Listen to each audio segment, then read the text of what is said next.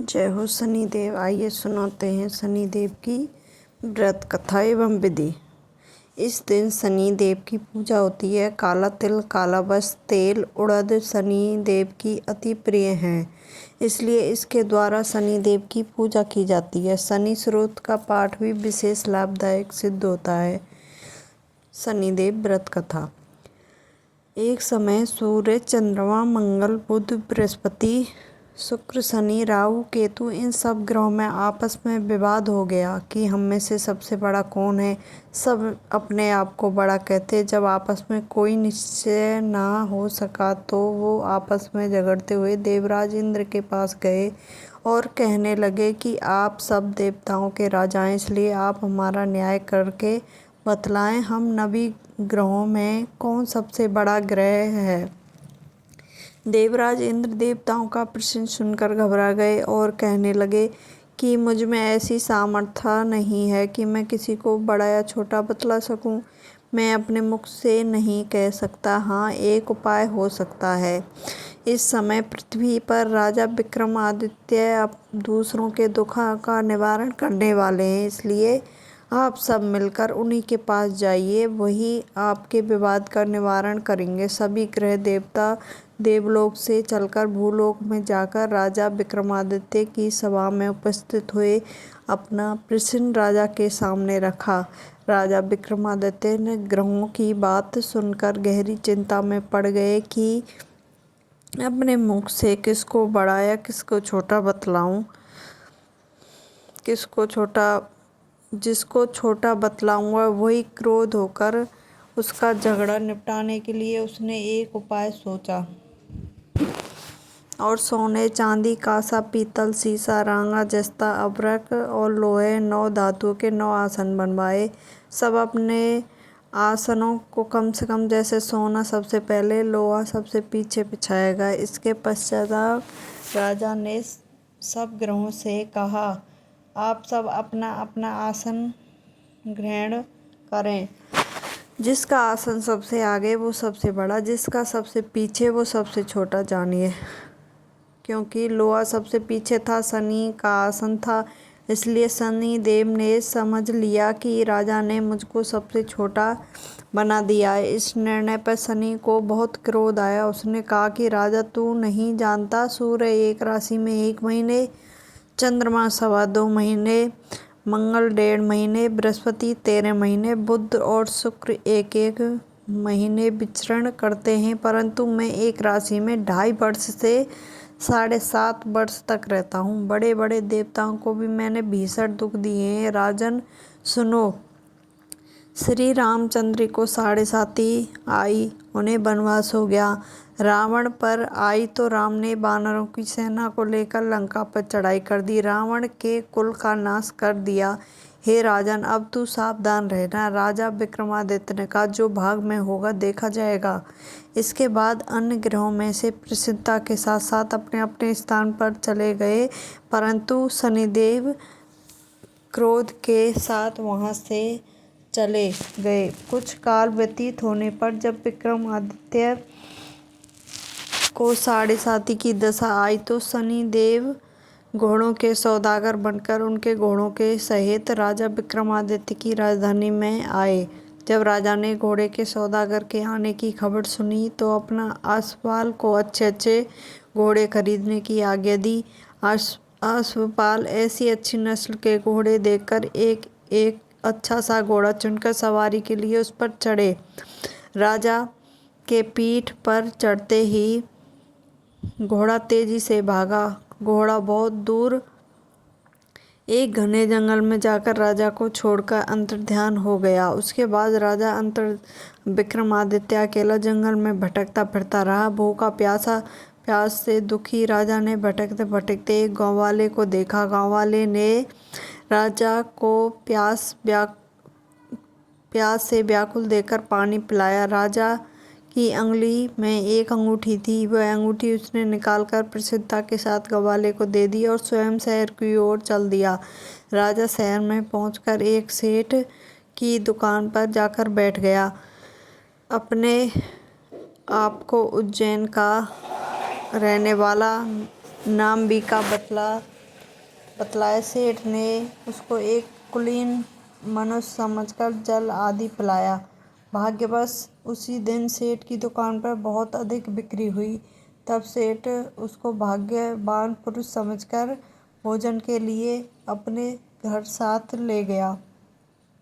भोजन करते समय राजा विक्रमादित्य ने एक आश्चर्यजनक घटना देखी। जिस खूंटी पर हार लटका हुआ वह खूंटी हार को निगल रही थी। भोजन के पश्चात जब सेठ कमरे में आया तो उसने कमरे में हार नहीं मिला। उसने यह निश्चय किया कि सिवाय बीका के यहाँ कोई इस कमरे में नहीं आया। अंत अवश्य इसी ने हार चोरी किया है। परंतु बीका ने हार लेने से इनकार कर दिया। इस बार 5-7 आदमी को बुलाकर पकड़कर उसको राजा के पास कोतवाल ले गए।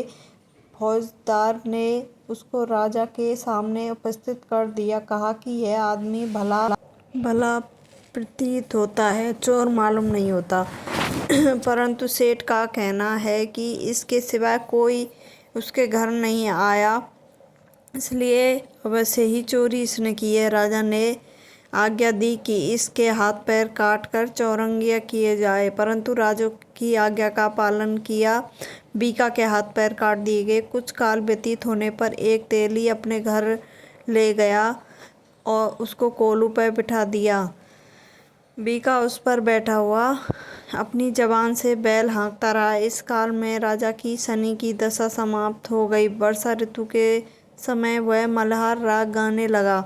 यह राग सुनकर उस शहर के राजा की कन्या मनभावनी उस पर राग पर मोहित हो गई। राजकन्या ने राग गाने वाले की खबर लाने के लिए अपनी दासी को भेजा। दासी सारे शहर में घूमती रही, पर वह तेली के घर के निकट से निकली तो क्या देखा कि तेली के घर में चौरंगिया राग गा रहा है। दासी ने लौटकर राजकुमारी को सब बर्ताव सुना दिया। बस उसी क्षण राजकुमारी मनभावनी ने अपने मन में यह प्रण लिया, चाहे कुछ भी हो जाए, मैं चौरंगिया के साथ ही विवाह करना है। प्रातःकाल होते ही जब दासी ने राजकुमारी मनभावनी को जगाना चाहा तो राजकुमारी अनशन व्रत लेकर पड़ी रही।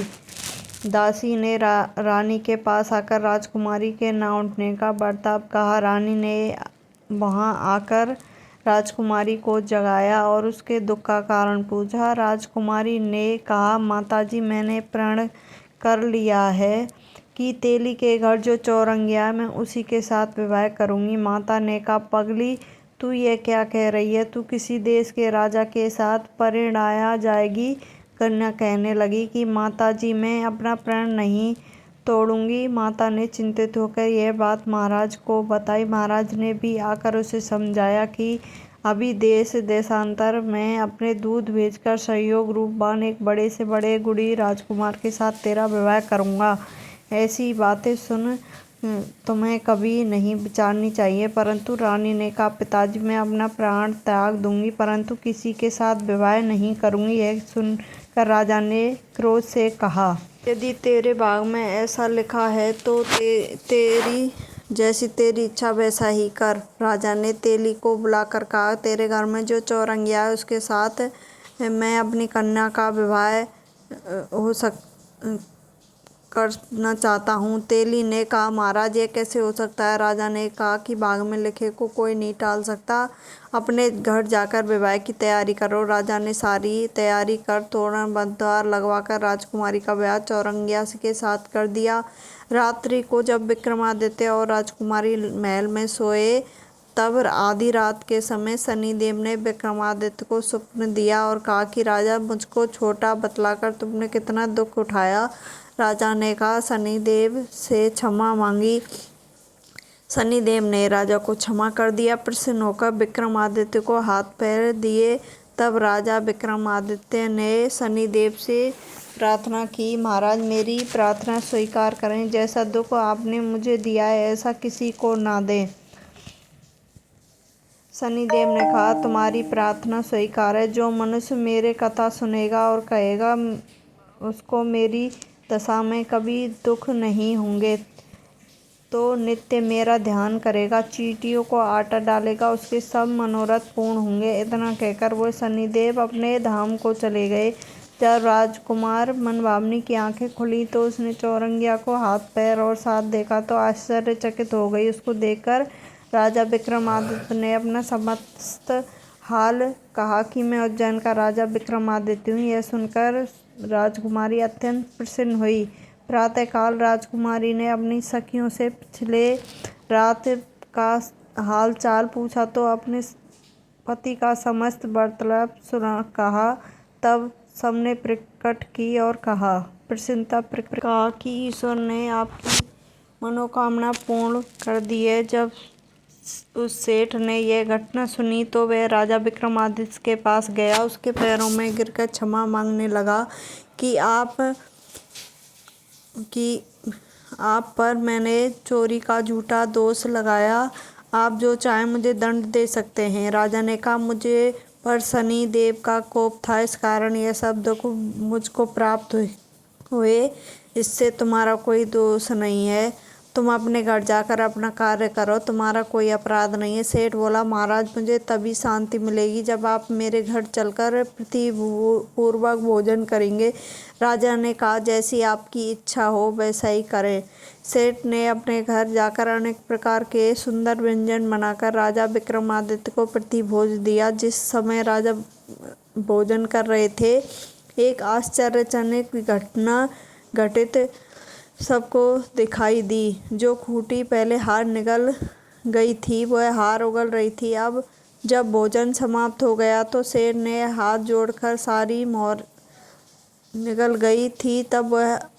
जब भोजन समाप्त हो गया तो सेठ ने हाथ जोड़कर बहुत सी मोहरें राजा को भेंट की। कहा मेरी श्री कबरी नामक एक कन्या है, उसका आप पड़ी ग्रहण करें। राजा विक्रमादित्य ने उसकी प्रार्थना स्वीकार कर ली। तब सेठ ने अपनी कन्या का विवाह राजा के साथ कर दिया, बहुत सा दान दहेज आदि दिया। कुछ दिन तक उस राज्य में निवास करने के पश्चाताप राजा विक्रमादित्य ने अपने ससुर राजा से कहा कि मेरी उज्जैन जाने की इच्छा है। कुछ दिन बाद विदा लेकर राजकुमारी मनभावनी सेठ की कन्या और दोनों जगह से प्राप्त अनेक दास दासियां रथ और पालिकाओं सहित राजा विक्रमादित्य उज्जैन की तरफ चले। जब वो शहर के निकट पहुंचे और पूर्ववासियों ने राजा के आने का संवाद सुना तो उज्जैन की समस्त प्रजा अगवानी के लिए आई। प्रसन्नता से राजा अपने महल में पधारे। सारे नगर में भारी उत्सव मनाया गया। रात्रि को दीपमाला की गई। दूसरे दिन राजा ने अपने पूरे राज्य में यह घोषणा करवाई कि शनि देवता सब ग्रहों में सर्वोपरि हैं। मैंने इनको छोटा बतलाया, इसी से मुझको यह दुख प्राप्त हुआ है। इस प्रकार सारे कष्टों में सदा शनिदेव की पूजा और कथा होने लगी। राजा और प्रजा अनेक प्रकार के सुख भोगती रही। जो कोई शनिदेव की इस कथा को पढ़ता या सुनता है, शनिदेव की कृपा से उसको सब दुख दूर हो जाते हैं। व्रत के दिन शनिदेव की कथा को अवश्य पढ़ना चाहिए। जय हो शनिदेव, सब पर कृपा बरसाए रखना। जय हो शनिदेव।